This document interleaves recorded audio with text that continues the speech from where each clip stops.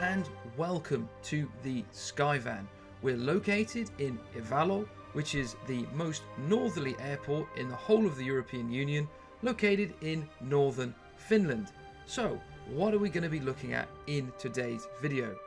First of all, we're going to take a look at the history of the Short Brothers company, normally shortened to Shorts, and then we're going to be taking a look at the history of the Skyvan itself.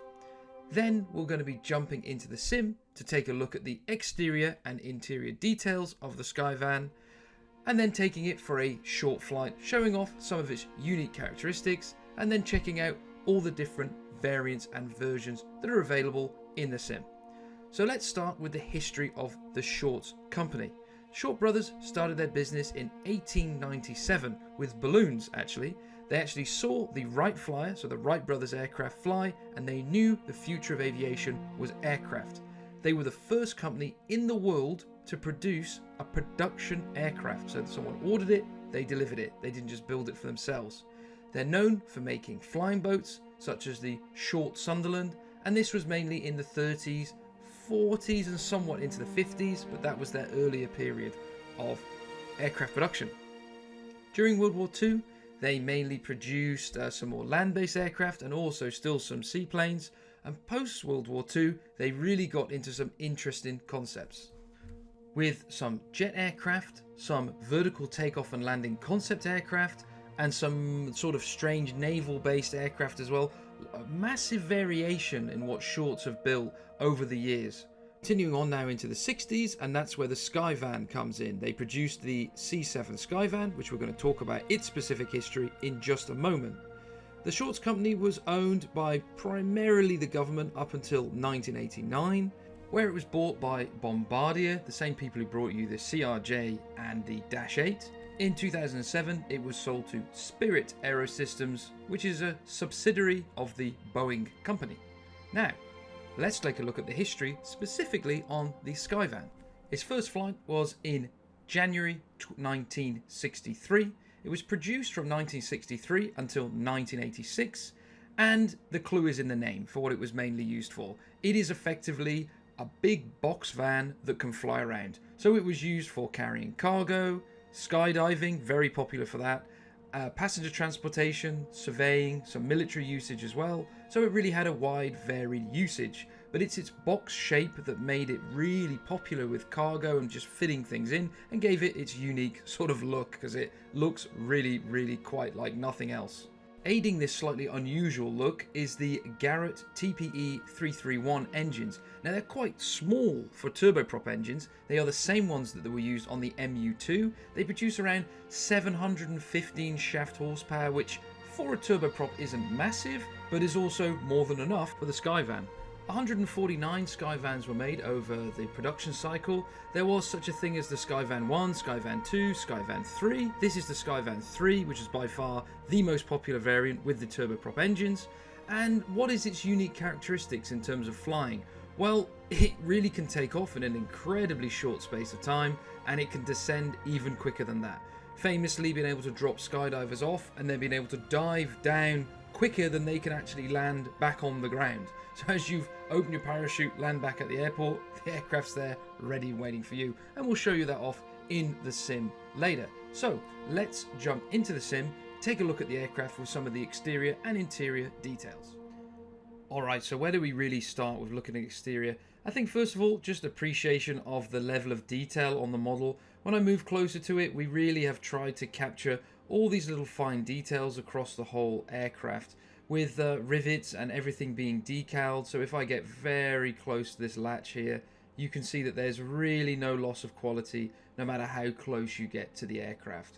And we can start to see why it's called the Skyvan. It's just an enormous box that can fly around, and it can't be mistaken for anything else. So if we just go a little bit higher here, take a look at how wide the aircraft is for the size of wing. So it's a completely straight wing, of course, it doesn't need to be high speed, and it goes really giving this almost like a cartoon, like a plane that a child would draw. Here it is in real life, and that's what really makes it great. Let's move back closer to the wing again, taking a look at some more of these details. We've got the leading edge here, which has got a lot of little details. Even if we go as close as to seeing the little nav lights, they're all there as well. These are those Garrett TP331 engines. Like I say, quite small looking, but they get the job done, along with the constant speed props. Brakes wise and wheels wise, we've got some fairings around here. Of course, a fixed undercarriage on this aircraft. Let's just put it this way, minimizing drag is not really the purpose of this aircraft. Actually, it does have a hydraulic system, which is rather unusual for an aircraft of this size. So we have a hydraulic nose wheel, and other systems in the aircraft are hydraulically powered, which is nice. So it gives it sort of more of a easy to handle aircraft, you know. Moving across the roof here, we've got the flaps, which run pretty much the whole length of the trailing edge of the wing. Another very unique sort of trait for this aircraft is the twin tail. So as we're seeing here, we've got the twin tails going straight across the back. Kind of reminds me of a constellation of some sort. And this is done just so, if you can imagine, if I line up here, it's not really getting interference from the engine. So that's blowing over the back, but not interfering with the fins entirely. We've got the rear cargo door here, which can be opened up from inside using the EFB, and you'll be able to see that from the inside and the out opening up. But just to give you an idea of the details, you've got, see a little plaque here. We can move right up close to it, and bingo, we can see that it's a short van and the serial number and all the other details across the aircraft. On the other side, it's pretty much the same, just obviously mirrored. If it wasn't, I'd be a bit worried. Apart from the fact that we've got a rear passenger door on this side, and we have a door to the left and to the right of the cockpit to be able to get in. Quite a wide, spacious cockpit that we will take a look at in a moment. Have the counterbalance weights here, they're quite prominent. Like I say, drag reduction is not the aim of the game on this aircraft. It's simply a utilitarian van to get from somewhere to somewhere else, or to carry something from somewhere else in a remote location. So let's jump onto the interior of the passenger variant and take a look at the cabin. Here we are at the rear of the passenger cabin now. As you can see, pretty spacious, you know. We've got a lot of headroom at the top here. We've also got a pretty good configuration of 2 and 1 on each side, with a pretty good amount of legroom, because this sort of large box-shaped construction gives a nice amount of cabin space. A lot of some extra details that are in the cabin here. We can actually open up the overhead lockers to take a look at all the bags that are loaded in. This of course works on both sides. If we just move down the cabin as we would, you can see there's lots of nice little details, like fabrics on the seats, real no loss of quality no matter how close you get, and which is rather unusual for obviously a passenger aircraft. There is no door between the cockpit and the cargo / passenger cabin.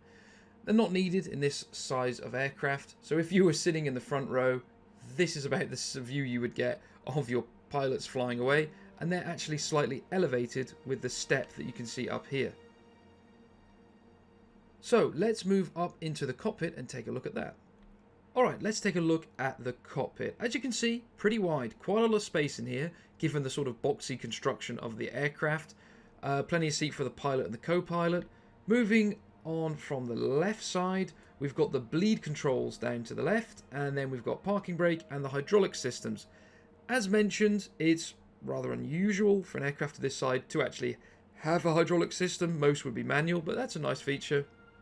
Anti-ice services and a few others as well. Here we have the iPad. Now the iPad is your interface into the aircraft in terms of changing a few options. So if we go onto the home page, we've just got the METAR searches, and here we can open and close all of the different doors, close all at once, and adjust the bay lighting control.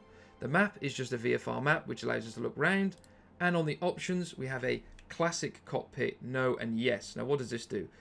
We can see here we've got the Garmin unit installed, which is controlling the radios and a few other functions as well. If we say yes, we do want the classic cockpit, the Garmin is removed and we're given back the classic avionics that the aircraft would have shipped with pretty close to its original date, and some will be flying around the world, but you have an option for that.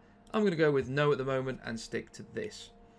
Moving close to the panel, you can see there's really nice effect here with sort of paint brushes and paint strokes, because a lot of these panels have been hand painted over the times and all over the years. A lot of wear on these gauges as well, because it's a pretty old aircraft now.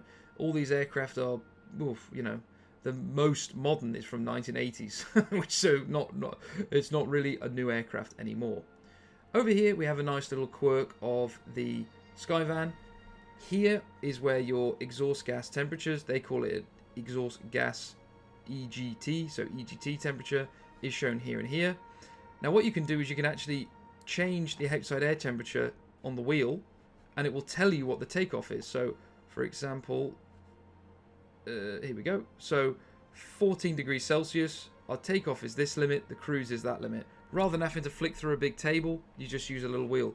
Simple, elegant, and actually very easy to use.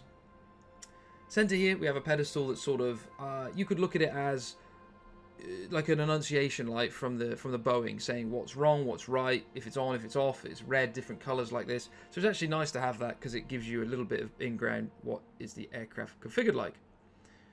Up on the overhead, there is a lot of information actually written down with limitations. You can see limitations for starting, airspeed limitations. So if you're ever not sure, simply have a look at the overhead. It's all written in there as well. But you don't actually have to if you don't want to. You can simply go onto the checklist functionality, and all of these checklists come from the real-world manuals, and they are all pretty extensive and actually all integrated into the sim with the autocomplete function fully working as well, or the evaluation function. So it's up to you if you want to use that or just follow the real-world procedures as well, because they're both the same. Here you can see we have the electrical control, engine start controls. We're not going to be going through how to start the aircraft because that's what those checklists are for today. On the left hand side here, the right hand side, I've hidden the yoke or control wheel, whichever you want to call it, so we can actually have a little bit of a look at these rudder pedals. They're really nice, sort of mechanical design, and you can see them nicely animating, and if I brake, you can see them moving the toe brakes as well.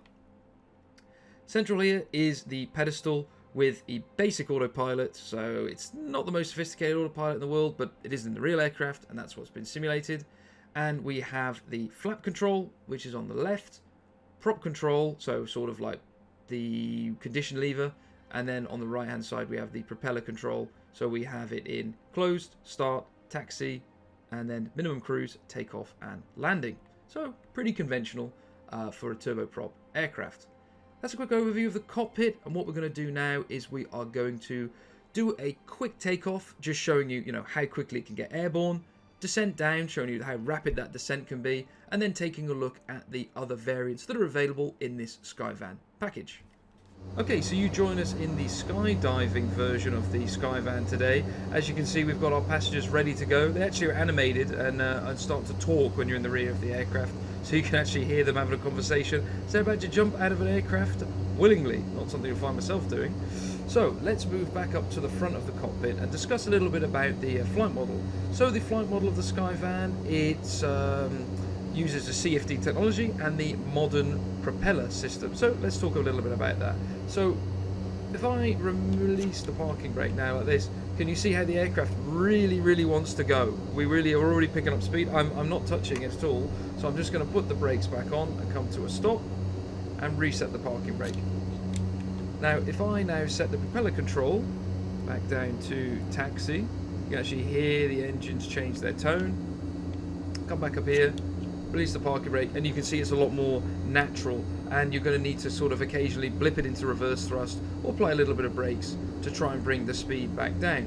But today we're not going to be doing that, so let's apply the parking brake back again, and let's make sure that we move these all the way back up again, and we are fully ready to go. So what we're going to be doing is doing a short field takeoff. Of course we haven't got a short runway, but that's for demonstration purposes, and then we're going to be climbing up really super steep, and then we are going to be coming back for a rapid descent.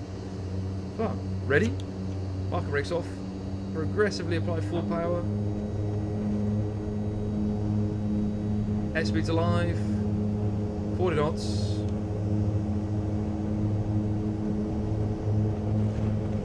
60 knots. 70 knots. 80 knots. So let's rotate off. There we go, climbing away now. We can pitch up to around about 85 knots. A little bit of trim. And there we go. Climbing at 2,000 feet per minute. A little bit too much. Let's bring the nose back down again. There you go, 60, 70 knots. And it just climbs, well, like a lift, basically. It's the perfect thing for the job. You can see our temperatures are looking good, 500 degrees Celsius, that's below that takeoff limit. And we can just start to roll to the left. Holding around 80 knots now, let's trim it a little bit more up, and we are good to go. And as you can see, look how steep we're climbing away from the airfield behind us. It's absolutely crazy. Alright, so here we are in the cruise getting ready to do our parachute drop. So we've actually got the autopilot engaged. We put this on by clicking engage, alt mode, and we've also got a vertical speed mode and some other basic modes as well, but it works nice to hold us here. So we're going to be reducing the speed back to about below 120 knots, so let's bring the power back a little bit more. And we've already preset the propellers for 90% RPM because that's what we'll be using in the descent. So to get ready for the jump, what we can do is open the cargo ramp up here. And now the cargo door should be opening. Let's take a look now. Yeah, it's all open and good to go. And now what we can do, which is pretty cool, I'm going to explain it before I press it, we can put the jump light on. Now when we put the jump light on, we will hear a countdown timer for them to jump. Then we'll see a little light at the rear go from amber, so it will go red, amber, and then green when they're good to jump. They're not going to jump out of the aircraft, but it's sort of simulating the jump, and then we're going to do an immediate rapid return back. So let's put the jump light on now. So you can start to hear the countdown. Here's the light at the rear.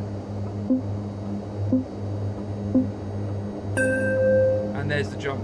So now we would be jumping straight down. As we can see, look, there's the airfield below us. So now all the jumpers will be going out, out, out, out, out. Okay, we've just imagined that they've all jumped out, so now we're going to try and race them back down to the ground in this aircraft from this height down to the airfield you've seen below. So door closed, jump light off. Okay, that looks good. We're going to take the autopilot out. We told you we got 90% RPM. So now what we're going to do is push the nose down, bring the power back to flight idle, and keep pushing the nose down, keep pushing the nose down. Look at that descent rate, look at that pitch, minus 25, 30 degrees pitch. Holding it there, a little bit more trim forward. Speed's increasing slightly. Up to around 160 knots, which is fine. 160 knots now, and we've got around 5,000-6,000 foot per minute descent rate. Look at that out the window. We are just falling. Well, we're falling faster than a human can fall on a parachute, open the parachute and then land. So what we're going to do is go straight, and then we're going to do a teardrop and land back on ourselves. So now I'm going to start to do a 180 degree turn. So back onto heading 030 roughly.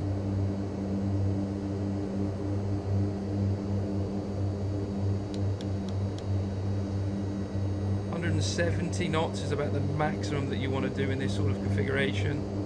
Look at the altimeter, it's moving like it's like you're winding a clock. Okay, I'm going to slightly start to back off. There we go.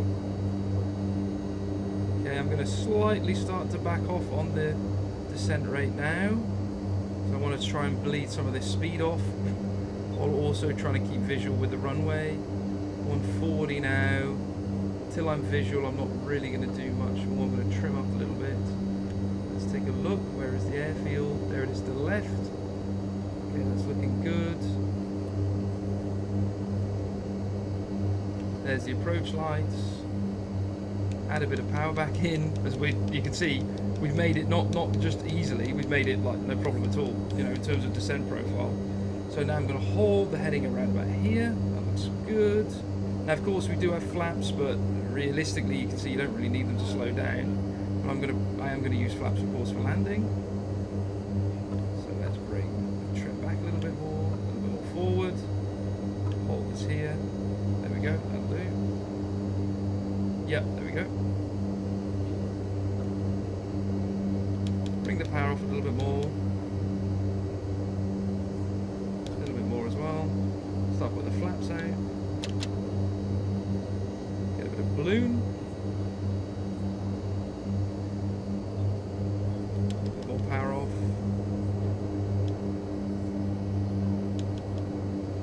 A bit more power off again. A bit more flaps. And full flaps. Flaps 50. Approach speed is around 80 knots. We're looking, well, Pappy says we're high, but you know, it's not that sort of aircraft. So stopping performance is not going to be a problem. Okie dokie. Adding a bit more power in. Just trying to maintain that 80 knots. And when we come to a stop, we're not really going to be slamming on the brakes to try and get it off, you know, because this is a massively long runway. So I'm just going to bring the power to idle and then let it roll, basically. So this isn't a demonstration of how short it can land, but of course it can land extremely short. Starting the flare now, cutting the power. A little bit firmer, but that's okay. And we're down on the ground. And there you go, look, we're already decelerating, even with the props just coming back. And now we're going to beta, easily stopped by the end of the touchdown zone. And we more than likely would have beaten the parachutists on that, because you can see our total time for descent was absolutely minimal, you know, when you consider. So that was a really good demonstration. Let's move on. Okay, so the weather has deteriorated somewhat now, and we're going to take a look at the weather radar that's fitted in the Skyvan. Now, as you can see, it's selected off at the moment. If I simply turn the unit into standby, nothing's going to happen. Test, it's going to show the test pattern. If I turn it on, we'll be able to see the weather that's ahead of us. We can change the range to see the different range zooms of weather radar, and also we can change it to a ground map. So now we can see the sort of local terrain bit in a very basic way, as if what a weather radar would return in the map mode. And then we can simply go back to the weather radar by pressing the weather radar here. And here we have the unit back. Also has a brightness control for the unit up and down. Now, on the Skyvan, the weather radar was a real option, and it's that bump that you see on the nose. We've modelled that on all of the variants. Even if you do or do not have the weather radar, you have the unit installed, so it's ready for you to be used if you want to. It can be very helpful when you're trying to do those sort of military operations, things that this aircraft would use for in an all-weather sort of environment. Okay, so what are we looking at here? Well, this is the Surveyor variant of the Skyvan, and it answers the question, can you add more drag to an aircraft that's basically a box? The answer is, yes you can. And you can see there's these large wires attached to the end along with the big booms at the front and the back.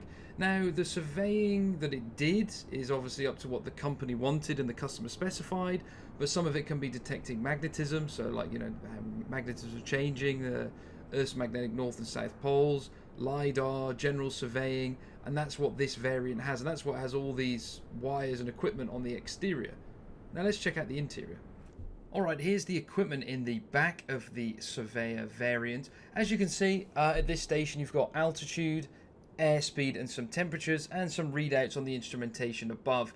This is just for sort of, just so you can sit here and they can calibrate the instruments based on the airspeed information without having to ask the pilots. If we move further back, this station actually has a laptop and has a neat little feature built in where you can open up the interactive map, have a look around, and it's as if we were surveying things at sort of a very, very base level, and you can also close it, and you can see you've got the local time there on the bottom right. Just a nice little fun feature. Finally, before we close up on this variant, this is what it looks like from the back looking forward. As you can see, it's like the rows of seats here have been replaced with these instrumentation, and this one has all those exterior changes on as well. Okay, and this is the final version of this Skyvan. It's the military variant. Not that much change from the actual airliner version that we saw earlier. As you can see, by default it's got a darker paint scheme, which all of the military variants did come with, and it was operated by quite a few air forces throughout the world. Now let's pop inside and see the changes.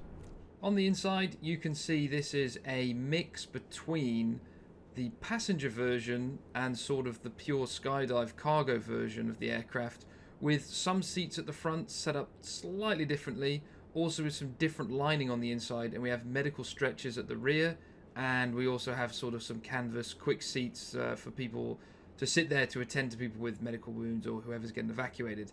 So you can actually you know, fly operations like this would have done from all over the world with this interior. And the rear is the same as the Skydive variant with the door fully operable. And that about sums up the Skyvan. I hope you enjoyed the video today where we went through a bit of the history, learned about what an interesting aircraft this is with really unique handling characteristics that's been brought into the sim for you, and we hope you enjoy flying it yourself. Thank you very much.